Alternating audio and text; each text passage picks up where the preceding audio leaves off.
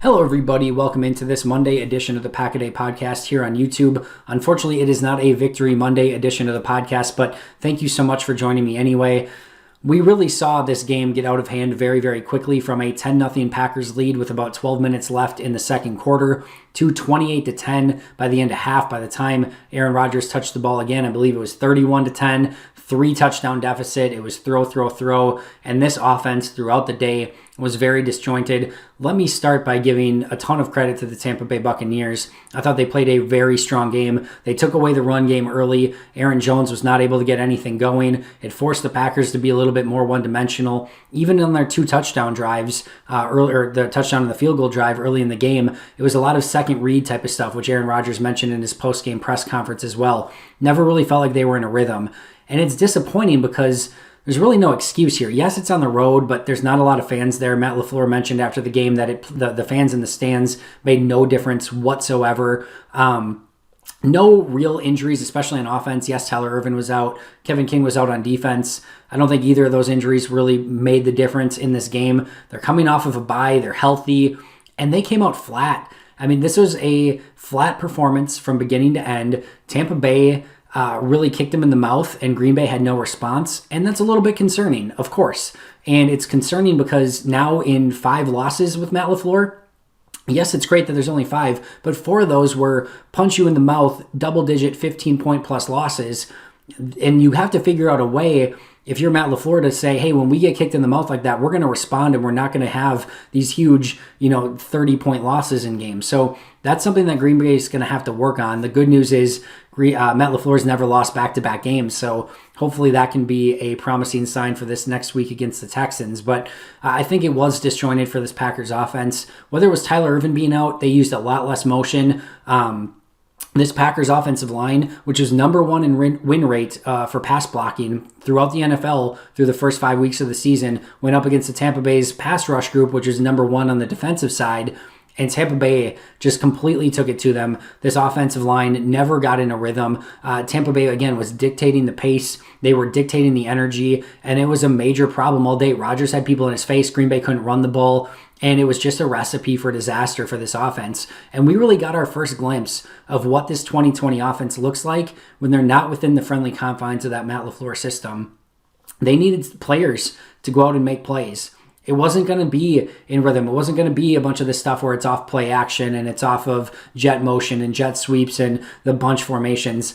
This was going to be because you're down 21 points. You're down, this was going to be a situation where you had to go out and just make plays because Tampa knows that you're going to pass the ball. They're not going to fall for any play action. They're not going to fall for any of your jet motions. You got to line up with 3-4 wide receivers and go out and execute. Green Bay wasn't able to do that. We saw a lot of the bad habits of the Mike McCarthy era and some of the issues last year when they kind of went out of that Matt LaFleur system, rear their ugly head again. And I think there is some cause for concern. Now, I think the good news is a lot of this was Green Bay's shooting itself in the foot.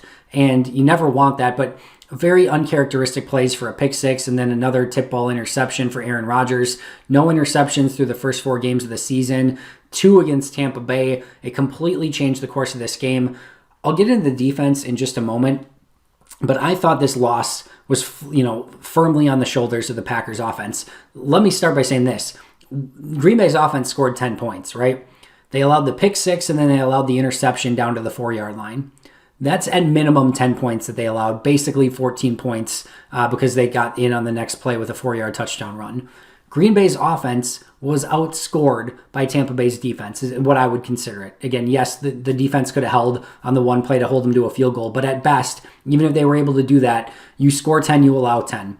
Those were points that were allowed by the Packers offense. They did not net points in this game. And if your offense does not net you points in the game, you are going to lose, period. End of story. So we'll get into the defense in just a moment, but just based on that alone, this was a loss for the Packers based on their offense. And then to go above and beyond that, 200 total yards of offense, a lot of 3-and-outs. They weren't doing their defense any favors. They made it very easy for the Tampa Bay offense because Tampa Bay could run or pass all game long. There was never any pressure that Tampa Bay had to go in obvious passing situations. That makes it very difficult on the defense. So the defense didn't play well. And again, I'm going to get to that in just a second. But this loss for me, very squarely on the shoulders of the Packers offense. Now, let's go over the defense.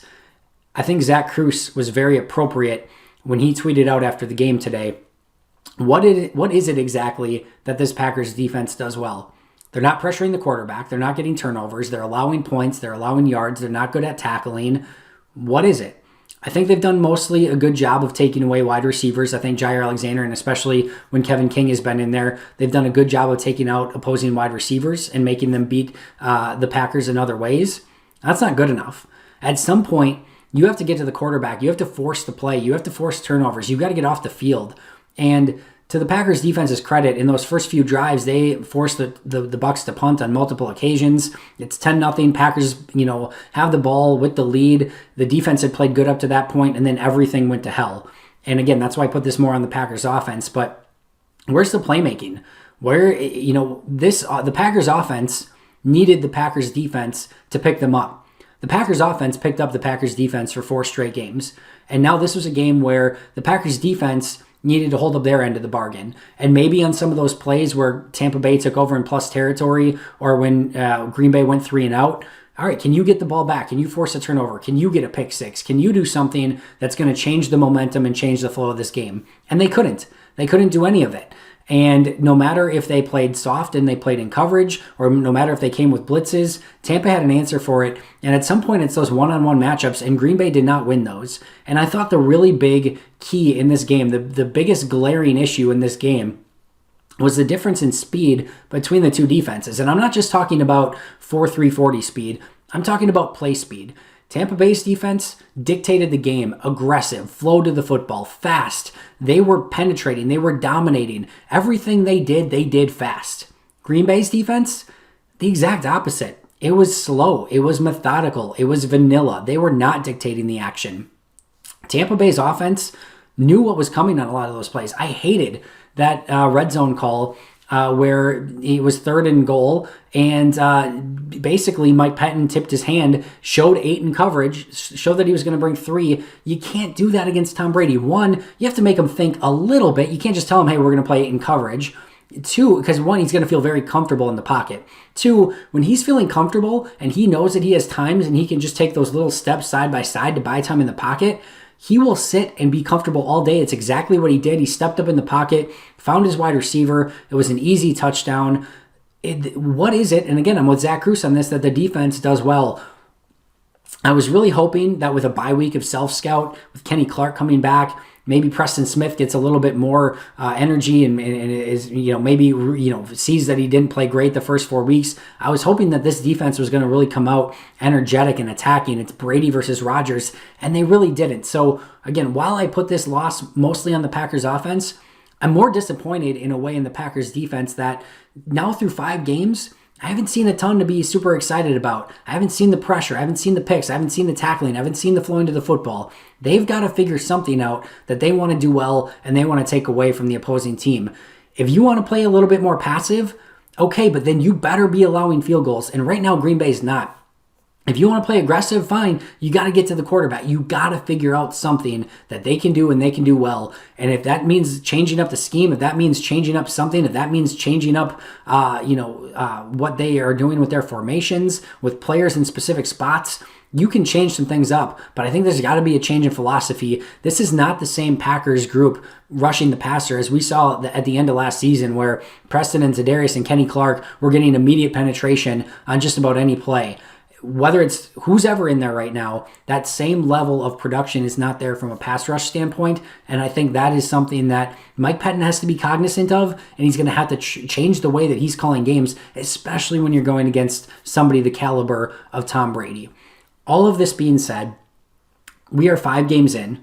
The Packers are 4-1, and I still feel very confident in this Packers team. As I mentioned on Twitter today, 2019, I could tell, like a lot of the analytics and a lot of the tape people, I don't think Green Bay was the most fraudulent 13-3 team. They were a good team. They were 13-3. I never fully believed that that was a true Super Bowl contender. I always felt like something along the way was going to trip them up because it just never really seemed totally gelled and fully all together. There always seemed to be weaknesses there. After this game, I still feel like Green Bay is very much a contender this season, and they can go toe-to-toe with any team on any given Sunday. They were the ones who really shot themselves in the foot and got out of the rhythm in their offense. I think Green Bay will correct that. The uncharacteristic mistakes, especially by Aaron Rodgers, that is not something we've seen all year long. I think Green Bay will learn from this game. I do wholeheartedly believe that the pass rush will get better. I believe by the end of the season, you will see Z and Preston and Gary and Kenny Clark attacking quarterbacks. I've seen Jair and Kevin King play very, very well.